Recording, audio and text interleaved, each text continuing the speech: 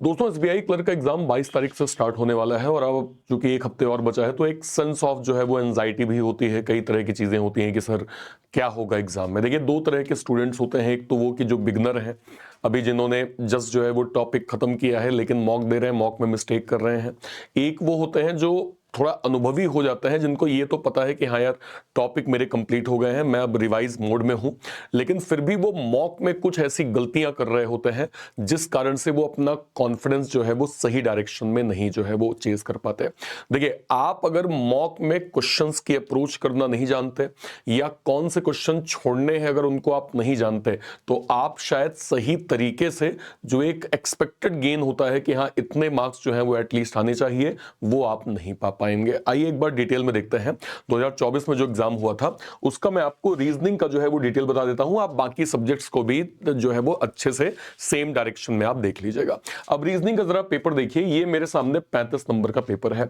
Ideally मुझे क्या करना चाहिए? देखिए मैं जनरली जो है वो ज्यादा से ज्यादा पजल का सेशन लेता हूं।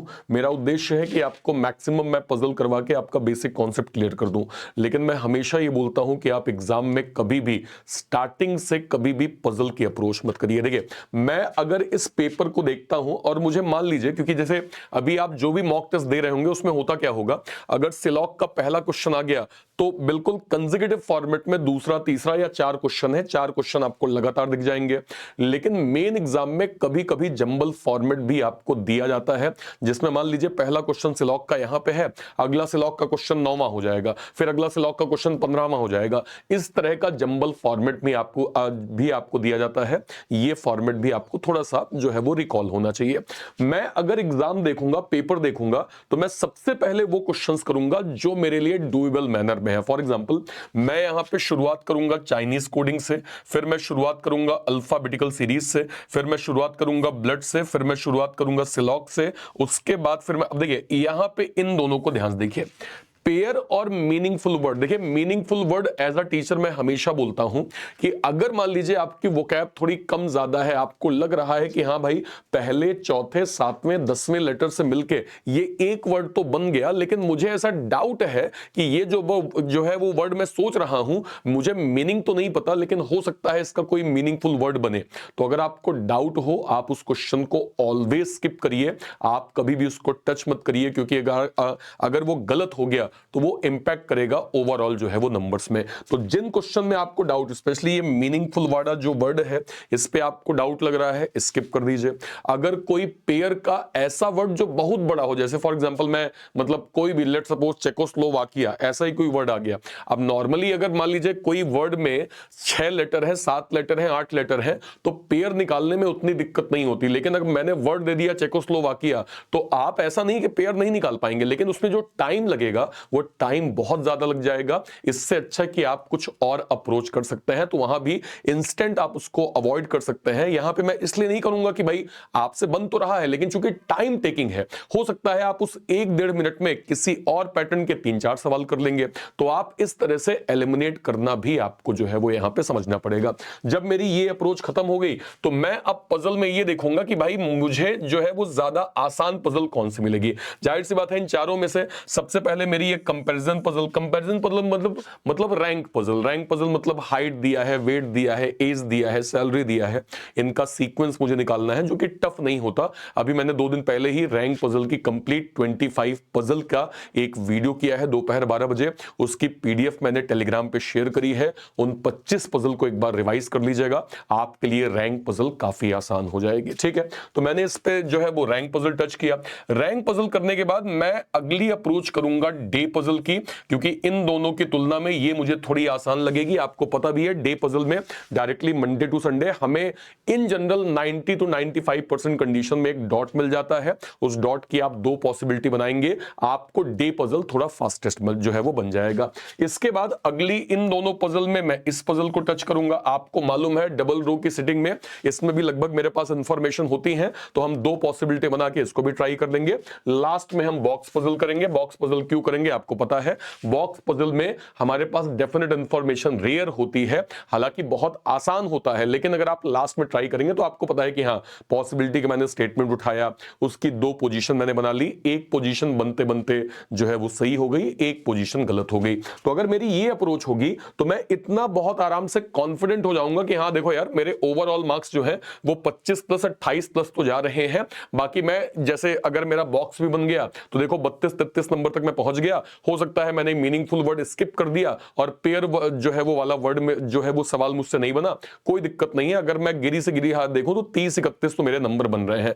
तो ये मुझे डेटा क्लियर है। जब डेटा क्लियर होता है तो आपको कॉन्फिडेंस रहता है अदर सब्जेक्ट को भी अप्रोच करने में। फॉर एग्जांपल अगर मैं और कोई शिफ्ट देखूं, जैसे इसको देखिए शिफ्ट 2 है ये 5 तारीख की। अब इसमें मैं क्या करता, मैं शुरुआत बिल्कुल करता 3 डिजिट जो है वो क्या कहते हैं नंबर सीरीज से, इसके बाद इनइक्वालिटी, ब्लड रिलेशन, सिलॉग, और अगेन मैं कहूं पेयर फॉर्मेशन या वर्ड बेस्ड। देखिए वर्ड बेस्ड जो सवाल होते हैं इसमें जनरली स्टेप वाले सवाल पूछे जाते हैं, इसको ध्यान से रखिए, मतलब ध्यान से जो है वो समझिएगा।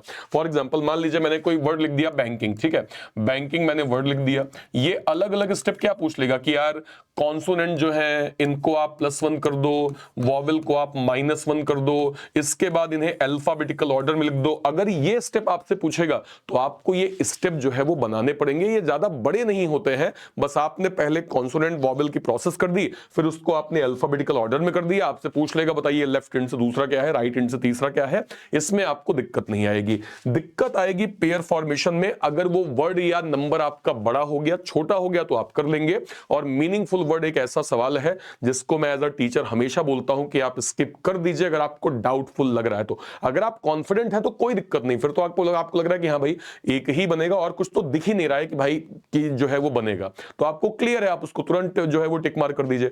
बट जहां डाउट लग रहा है स्किप आप कर सकते हैं।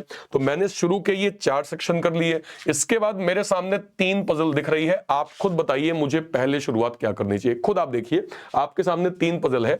आइडियली मैं पहली शुरुआत करूंगा लीनियर वाले से, जिसमें 7 लोग होंगे 8 लोग होंगे, चूंकि क्लरिकल लेवल है, डायरेक्शन मुझे एक ही जो है वो दिया होगा, तो मैं पहले लीनियर से शुरुआत करूंगा। लीनियर क्लर्क में जनरली डॉट ओरिएंटेड जो है वो सिटिंग होता है। हमें एक कोई पॉइंटर मिल जाएगा, उस पॉइंटर की 2 पॉसिबिलिटी बनाइए, तो जो है वो करते करते एक गलत हो जाएगा, एक सही हो जाएगा। जब लीनियर बन जाएगा तो इन तीनों में से जाहिर सी बात है मैं अगली पजल स्क्वायर उठाऊंगा। बिल्कुल क्लियर है, मतलब कुछ इसमें अलग से मैं कुछ नहीं बता रहा हूं, एकदम क्लियर है कि पहली मेरे लिए आसान ये होगी। इसके बाद मैं स्क्वायर वाली बनाऊंगा। स्क्वायर में अगर सिंगल डायरेक्शन है तो बल्ले बल्ले है, डबल डायरेक्शन भी होगी तो भी स्क्वायर हमें एक डॉट पॉइंट दे देता है 90 to 95% कंडीशन में, ठीक है। जब ये दोनों बन गए तो इन दोनों में से अब देखिए ये दोनों ही एक प्रकार से लेवल अप पजल है, इसमें कोई दो राय नहीं। भले इसमें नंबर ऑफ पीपल कम हो अनसर्टेन में, या बॉक्स में जो है वो डॉट हमें जो है वो डायरेक्टली मिल जाए, बट ये दोनों एक लेवल अप है, ठीक है। इन दोनों में से पहली शुरुआत आप करेंगे बॉक्स पजल से। बॉक्स पजल से आप शुरुआत करेंगे और बॉक्स के बाद आखिरी में आप जाएंगे अनसर्टेन नंबर ऑफ पीपल में। तो जब आप इस तरह से क्वेश्चन को करना शुरू करेंगे तो आप सेंस ऑफ कॉन्फिडेंस पाते जाएंगे कि देखो यार मेरे 25-26 नंबर हो गए हैं, अब मेरे पास 2 पजल है, बॉक्स से अनसर्टेन है। अगर मुझे बॉक्स का जो है वो पैटर्न समझ में आ गया तो मेरा जो है वो कॉन्सेप्ट 30, 31, 32 तक चला जाएगा। और ऐसे ही अगर मुझे टाइम मिलता है अनसर्टेन करने के लिए तो हाँ यार नंबर जो है वो 30 प्लस तो हो रहा है। तो इस तरह से अप्रोच आप करेंगे। और शिफ्ट देखिए जरा, जैसे अगर मैं इसको देखूं, ये क्या है भाई, ये जो है वो 6 तारीख की शिफ्ट 3 थी। अब इसमें देखिए मुझे क्या क्या करना होगा। मैं डायरेक्टली अगर यहां पे देखूं तो सबसे पहले Chinese coding, blood relation, syllogism, direction, number series, meaningful word, इसको मैं स्किप कर सकता हूं। पेयर भी अगर मुझे डाउटफुल लगा तो मैं एक बार सोचूंगा कि मुझे क्या करना है। जब मैंने ये खत्म कर लिया तो मेरे पास ये वर्ड बेस्ड सीरीज है, बिल्कुल पके पकाए नंबर है। 5 नंबर क्लरिकल में बहुत जो है वो हैवी शब्द नहीं आते हैं सवालों के। और चूंकि डेली हम लोग जो सुबह 10 बजे सेशन करते हैं, डेली मैं कोशिश करता हूं कि आपको 2 सीरीज प्रोवाइड करूं 5-5 नंबर की। कभी नंबर सीरीज होती है, कभी लेटर सीरीज होती है, कभी अल्फा न्यूमेरिक सीरीज होती है। तो ये 5 नंबर यहां पक गए। अब मेरे सामने 3 पजल हैं। 3 पजल में शुरुआत किससे करूंगा? सर मैं पहले डे पजल करूंगा, उसके बाद डबल रो पजल करूंगा, लास्ट में बॉक्स पजल करूंगा। कोई दिक्कत नहीं है भाई, डे पजल इन तीनों में ज्यादा आसान होगी, इन तीनों में डबल रो आसान होगी और लास्ट में बॉक्स होगी। मेरा कॉन्सेप्ट क्लियर है। मैं एक स्टेप बाय स्ट्रेटजीज चलूंगा तो मुझे मार्क्स भी अच्छे मिल जाएंगे और मेरा गेन भी जो है वो अन्य बच्चों के मुकाबले थोड़ा बेहतर रहेगा, अगर पेपर का लेवल अप भी आता है तो। ठीक ठीक है। मान लीजिए मैंने इस वाली शिफ्ट को देखा, अब देखिए इस वाली शिफ्ट पे मैं क्या करूंगा, शुरुआत करूंगा मैं इनइक्वालिटी से, सिलॉग से, 3 digit simple coding number series, इसको हो सकता है मैं स्किप कर दूं अगर थोड़ा डाउट लगे तो। कंपैरिजन की पजल मतलब रैंक पजल है, रैंक पजल मैंने ट्राई किया। अब मेरे सामने कितनी पजल दिख रही है, 1 2 3 4। मैं शुरुआत करूंगा मंथ वाली से, आसान होगी। मंथ के बाद इन तीनों में स्क्वायर वाली पजल आसान होगी। इसके बाद फ्लोर फ्लैट पे जाऊंगा, आखिरी में मैं टच करूंगा अनसर्टेन नंबर ऑफ जो है वो पर्सन पे। तो मेरा क्या है कि एक प्रकार से कॉन्फिडेंस भी बूस्ट होता चला जाएगा, और मान लीजिए अगर अनसर्टेन में कहीं डाउट भी होता है तो भी मेरे पास सेंस ऑफ कॉन्फिडेंस है कि हाँ भाई अच्छे मैंने गेन कर लिए, ठीक है। जरा इस शिफ्ट को देखिए, इस शिफ्ट में क्या करना है मुझे। अब मेरे सामने पेपर जो है वो दिख गया, शुरू मैंने किया सिलॉग से, चाइनीज कोडिंग, डायरेक्शन डिस्टेंस जो है वो blood relation, alphabetical series, word based question. Word based question आसान होते हैं, मतलब आराम, कोई भी वर्ड की भाई वर्ड में कुछ उसने कुछ भी प्रोसेस बोल दी, ये जो वर्ड है इसमें वॉवेल को -1, कॉन्सोनेंट को +1 कर दो, या ये जो वर्ड है इसको अल्फाबेटिकल ऑर्डर में लिख दो, फिर है ना। तो ये पैटर्न आसान होते हैं, तो इसमें आपको बहुत दिक्कत नहीं आएगी। अब आपके सामने कितनी 3 पजल दिख रही हैं, तो मैं तीनों में क्या करूंगा, खुद देखिए ना भाई, तीनों में मैं क्या करूंगा आपको खुद समझ में आना चाहिए कि पहली शुरुआत मैं सर्कुलर से करूंगा, फिर मंथ से करूंगा, लास्ट में बॉक्स से करूंगा, बात खत्म। अगर लास्ट में बॉक्स में थोड़ा मुझे डाउट, थोड़ा बहुत डाउट भी होता है तो भी मेरे अच्छे मार्क्स ऑलरेडी सिक्योर हो चुके होंगे, ठीक है। नेक्स्ट शिफ्ट में जाइए, इसको देखें, ये कब की है, 11 तारीख की सेकंड शिफ्ट है। क्या अगर ये पेपर होता तो मैं क्या करता, मैं पहले इनइक्वालिटी देखता, सिलॉग देखता, 3 digit number series, direction, pair formation, हो सकता है ये जो है मैं क्या कहते हैं स्किप कर दूं। मिसलेनियस के 7 क्वेश्चन क्या क्या थे, मिसलेनियस के 7 क्वेश्चन यहां पे थे। आपका एक वर्ड का वॉवेल -1, कॉन्सोनेंट +1, एक नंबर का इवन +1, ऑड -1, ऐसा कुछ सीक्वेंस था। फिर एक और क्या कहते हैं नंबर दिया था कि ये नंबर है, इसको तुम जो है वो डिजिट फॉर्मेट में इंक्रीजिंग ऑर्डर में कर दो, फिर लेफ्ट साइड से तीसरा, राइट साइड से चौथे का मल्टीप्लाई कर दो। तो ये पैटर्न आसान होते हैं, हमने 10 बजे की क्लास में काफी प्रैक्टिस कर रखी है। ये टोटल 7 नंबर आप बहुत आराम से गेन कर लेंगे। अब मेरे सामने 3 पजल है, खुद एक बार देख के बताइए कि तीनों में आप क्या करते हैं। जाहिर सी बात है इन तीनों में सबसे पहले आप स्क्वायर करते हैं, स्क्वायर के बाद आप बॉक्स करते हैं, बॉक्स के बाद आप अनसर्टेन करते हैं। क्या फर्क पड़ता है सर अगर मैं बॉक्स कर दूं पहले, तो क्या फर्क पड़ता है अनसर्टेन कर दूं तो? सर ऐसी गलती मत करना, ऐसी गलती मत करना सर। अगर आप एक स्मार्ट अप्रोच के साथ जा रहे हैं तो आप एक स्मार्ट स्टूडेंट कहलाएंगे। स्मार्ट स्टूडेंट को दुनिया को नहीं दिखाना है, आप समझिए, आपको दुनिया को तीर जाके नहीं मारना है कि अरे मैं तो, आपको एक ऐसी स्मार्ट स्ट्रेटजी करनी है जो आपकी लाइफ को चेंज करने में आपकी हेल्प करे। देखिए स्क्वायर आप करेंगे ना तो आपको ये एज मिलेगा कि हाँ यार देखो यहां से यहां तक के लगभग क्वेश्चन मैंने बना लिया।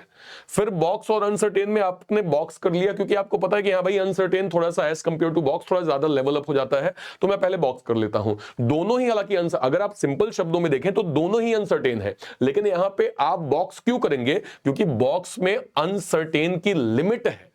भाई बॉक्स का नियम हम क्या जानते हैं कि हमारे पास कोई इंफॉर्मेशन नहीं होती तो हम क्या करते हैं, जो मैक्सिमम पोजीशन कवर करता है उस वाले स्टेटमेंट से स्टार्ट करते हैं। तो इस डिफिनीशन का क्या मतलब है, इस डिफिनीशन का मतलब ये है कि सर अनसर्टेन तो ये भी है, लेकिन हमें ये पता है कि भाई अनसर्टेनिटी की लिमिट है कि हाँ भाई 8 पजल है, 7 बॉक्स है, 6 बॉक्स है, 8 बॉक्स है, क्लियर पता है। इसमें तो आपको नहीं पता ना, इसमें 10 हो सकते हैं, 12 हो सकते हैं, 14 हो सकते हैं, 16 हो सकते हैं, तो आपके लिए ज्यादा आसान पोजीशन कौन सी होगी, बॉक्स वाली होगी। इन जनरल मतलब सिंपल लॉजिक है, इस लॉजिक पे आपको चलना है और आराम से आपकी ये वैल्यू जो है वो प्रॉपर यहां पे बन जाएगी।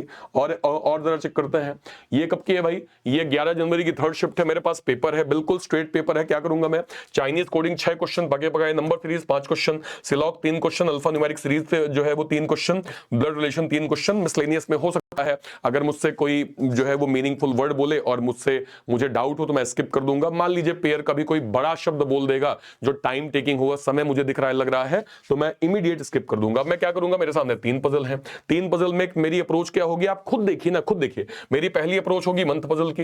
मंथ पजल में क्यों, क्योंकि मुझे क्लियर पता है 7 मंथ लाइन बाय लाइन दिए होंगे, 8 मंथ जो है वो लाइन बाय लाइन दिए होंगे, एक कोई ना कोई डॉट वो बोल ही देगा कि एस या तो इवन पे है या तो टी ऑड पे है, ऐसा कुछ बोल देगा, ठीक है। इसके बाद बॉक्स और फ्लैट फ्लोर में क्या है, बॉक्स को हम क्या बोलेंगे, एक अनसर्टेन बोलेंगे। हाँ हालांकि नंबर ऑफ हमें बॉक्स मालूम है लेकिन अनसर्टेन है, लेकिन फ्लैट फ्लोर की पोजीशन ज्यादा हमें क्लियर होगी कि हाँ भाई 4 हैं, 2 यहाँ पे पोजीशंस हैं, एक आध हमें डॉट मिल जाएगा। तो मैं पहले फ्लैट फ्लोर करूंगा, फिर यहाँ पे बॉक्स करूंगा, और बस ओवरऑल मैं एक सेंस ऑफ कॉन्फिडेंस पा जाऊंगा कि हाँ क्या कहते हैं, अगर मैं ओवरऑल जो है वो मार्क्स देखूं तो मेरे 27+, 28+, 30+ जो है वो मार्क्स यहाँ पे बन रहे हैं, ठीक है। अगर मैं सिंपल यहाँ पे एक शिफ्ट को और देखूं, 11 जनवरी चौथी शिफ्ट है, ये कंप्लीट पेपर है। क्या किया मैंने? Blood relation, inequality, Chinese coding, letter जो है वो पेयर फॉर्मेशन, इसमें ध्यान रखिएगा अगर वर्ड पेयर मतलब बड़ा हो सकता है तो बहुत लोड मत लीजिएगा कि नहीं यार इसी को मुझे सॉल्व करना है, डाउट लग रहा है थोड़ा स्किप तो बाकी क्वेश्चंस देख लो। फिर आपके नंबर के यहाँ पे क्या कहते हैं, फिर अल्फाबेटिकल सीरीज, मीनिंगफुल वर्ड आप स्किप कर सकते हैं अगर आपको डाउट लगे तो, है ना। तो ये आपकी अप्रोच हो गई। जब आपके ये पूरे हो गए तो आपके सामने 3 पजल है। क्या करूंगा मैं? 3 में से ज्यादा आसान मुझे सबसे पहले सर्कल वाला मिलेगा, मैं सर्कल की अप्रोच पहले करूंगा। सर्कल क्लियर है तो मेरा मंथ क्लियर हो जाएगा, मंथ के बाद मेरा फ्लैट फ्लोर यहां पे हो जाएगा। तो मैं एक स्टेप बाय स्टेप रूटीन के साथ अपने जो है वो नंबर को गेन कर लूंगा। नंबर को गेन करने का तरीका ऐसा होना चाहिए जिसमें आपका माइंड काम हो। आपको जल्दबाजी नहीं दिखानी है सर, जल्दबाजी आप दिखाएंगे आप जो है वो बना बनाया पेपर गलत कर देंगे। और जल्दबाजी ना दिखाने का एक अगर मैं तोड़ बताऊं कि सबसे बेहतर क्या है, तो आप सिस्टमैटिक प्लान करके चलिए, दैट्स इट। सिस्टमैटिक प्लान आपका क्लियर है कि हाँ भाई पहले मिसलेनियस पैटर्न, इनकी अप्रोच में करूंगा, मुझे नंबर मिलता जाएगा, मेरा कॉन्फिडेंस बढ़ता जाएगा। फिर लास्ट में जो 2-3 पजल है उसमें मुझे आइडिया है कि 3 पजल ये वाली है, पहले ये करूंगा फिर ये करूंगा फिर ये करूंगा, तो आप बहुत अच्छे से एक अच्छे मार्क्स जो है वो गेन कर सकते हैं। ठीक है भाई, ओके।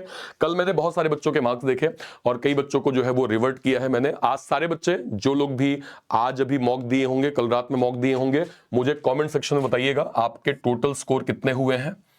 टोटल स्कोर जो है वो कितना हुआ है ओवरऑल जो है वो मॉक में। आपका सब्जेक्ट वाइज जो है वो सब्जेक्ट वाइज मैथ, रीजनिंग और इंग्लिश में टोटल स्कोर कितना आ रहा है, मुझे वीडियो के कमेंट सेक्शन में सभी के सभी लोग जो है वो प्रॉपर बताइएगा। ठीक है, आई होप आपको ये स्ट्रेटेजी काम आई होगी, समझ में आई होगी। इस स्ट्रेटेजी को आप फॉलो करिए अपने मैथ्स के सेक्शन में, इंग्लिश के सेक्शन में, और मेक श्योर करें कि आप कुछ भी जो करने जा रहे हैं आपको पहले से मालूम हो कि आप क्या करने जा रहे हैं। स्ट्रेटेजी का मतलब समझ में आई? स्ट्रेटेजी मतलब ये होता है कि मुझे मालूम है कि अगला स्टेप मैं क्या चलने वाला हूं। ऐसा नहीं कि अगला स्टेप कुछ भी आएगा तो देखा जाएगा, देखा जाने वाली सिचुएशन नहीं है। 14,000 वैकेंसी है, अच्छे खासे फॉर्म भरे गए हैं, गोल्डन अपॉर्चुनिटी है। आइडियली आपको ये अपॉर्चुनिटी मिस नहीं करनी चाहिए, और मिस ना करने का एक ही तरीका है कि आपकी अप्रोच जो है वो थोड़ी सी स्मार्ट हो। ठीक है, ओके। आई होप, मुझे लगता है कि जो है वो आपके डाउट्स क्लियर हो गए होंगे। और भी कोई डाउट होता है अपनी बातें जो है वो वीडियो के कमेंट सेक्शन में जरूर रखिएगा। इंपॉर्टेंट चीज मैं आपको बता दूं, 2025 के एग्जाम को ध्यान में रखते हुए हमने रीजनिंग का कंप्लीट एक बिगिनिंग का जो है वो बैच लॉन्च किया है। ये 2025 के सभी बड़े एग्जाम्स को कवर कर रहा है। IBPS PO, IBPS clerk, RRB PO, RRB clerk, SBI PO, SBI clerk, insurance के सारे एग्जाम्स को एक साथ हम कवर कर रहे हैं। मतलब मैं आपको सिंपल शब्दों में कहूं, अगर आप इस बैच के माध्यम से 2025 की अपनी रीजनिंग की स्टडी कर रहे हैं, आप यकीन माने आपको एक्स्ट्रा कुछ भी नहीं पढ़ना पड़ेगा। वन स्टॉप सॉल्यूशन आपका रीजनिंग के लिए ये बैच यहां पे मिल जाएगा। और बहुत नॉमिनल फीस हमने रखी है, केवल और केवल 499 रुपए में आप इस बैच को जो है वो प्रॉपर यहां पे अवेल जो है वो कर सकते हैं। ठीक है भाई, ओके। इसके अलावा हमने कंप्लीट फाउंडेशन का भी बैच लॉन्च किया है। 2025 के सभी बड़े एग्जाम्स को ध्यान में रखते हुए हमने रीजनिंग का कंप्लीट फाउंडेशन बैच लॉन्च किया है। रीजनिंग कह रहा हूं, कंप्लीट सारे सब्जेक्ट का फाउंडेशन बैच लॉन्च किया है, जो IBPS PO, IBPS clerk, RRB PO, RRB clerk, SBI PO 2025-26, SBI clerk और इंश्योरेंस के भी सारे एग्जाम्स को कवर करेगा। तो मेक श्योर करें कि आपकी अटेंडेंस इस बैच में होनी चाहिए, और यहां से आप बिल्कुल बेसिक से अपनी स्टडी कर सकते हैं। ये दोनों ही बैचेस आपको मिल जाएंगे बैंक महापैक के अंदर। बैंक महापैक क्या होता है? अगले 1 साल तक जितने भी banking, insurance, SEBI, NABARD, RBI के जो भी नोटिफिकेशंस के जो भी बैचेस बनेंगे, वो सब के सब आपको बैंक महापैक के अंदर फ्री ऑफ कॉस्ट मिलने वाला है, जिसकी 6 महीने की फीस 2,099 रुपए, 1 साल की फीस 2,399 रुपए और 2 साल की फीस आपको 3,599 रुपए मिल जाएगी। ठीक है भाई, आई होप आपको ये कॉन्सेप्ट जो है वो बहुत अच्छे से क्लियर हो गए होंगे। बेस्ट विशेस आप सभी को आपके एग्जाम के लिए। टिल देन, जय Hind, thank you so much.